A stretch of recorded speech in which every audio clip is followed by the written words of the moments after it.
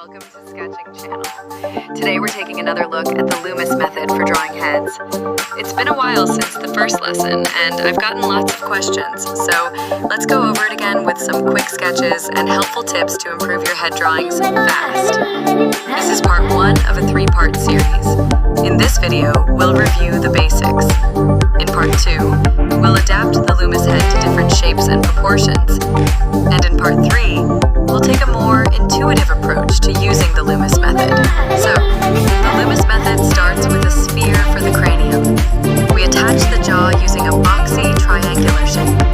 The side of the head is flattened, so we chop off a side plane of the sphere.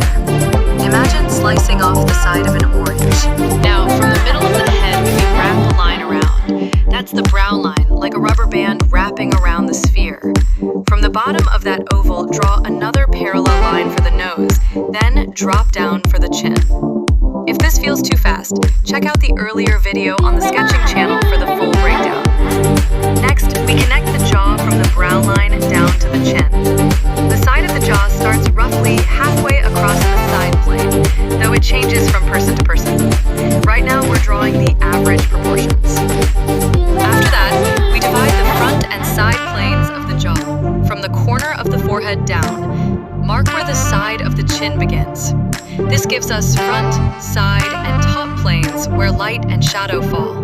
The eye sockets dip in, so they won't have hard plane corners there. That's your basic Loomis head sketch. Simple, clean, and ready for features. You can add a quick center line to help with symmetry or direction. Now let's draw a head looking down. Start again with the sphere. When looking down, the top plane becomes visible, and the oval for the side plane tilts to match the head angle. The brow, nose, and chin lines will all curve around the sphere. Keep them parallel to the tilt of the head. And remember, when looking down, the features foreshorten slightly. Don't overdo it unless the camera is very close. From there, add the hairline and define your top, front, and side planes again. That's your Loomis head looking down. Now let's draw a perfect side view. Start with the cranial ball, then chop off the side plane. It's about 2/3 the height of the full circle. From the forehead down to the chin, sketch the face angle. Middle of the circle is the brow, parallel line for the nose, another for the chin, halfway back on the side plane. Then mark the hairline, brow, nose, and chin. Those are your classic Loomis thirds. From the side, the height and width of the head are roughly equal.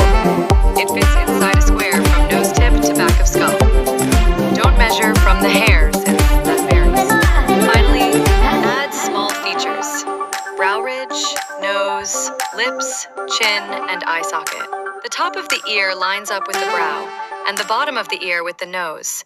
In the next video, I'll show you how to adapt the Loomis method to people who don't fit the average proportions. Thanks for watching the Sketching channel. Don't forget to check out the other episodes and subscribe for more quick sketch lessons.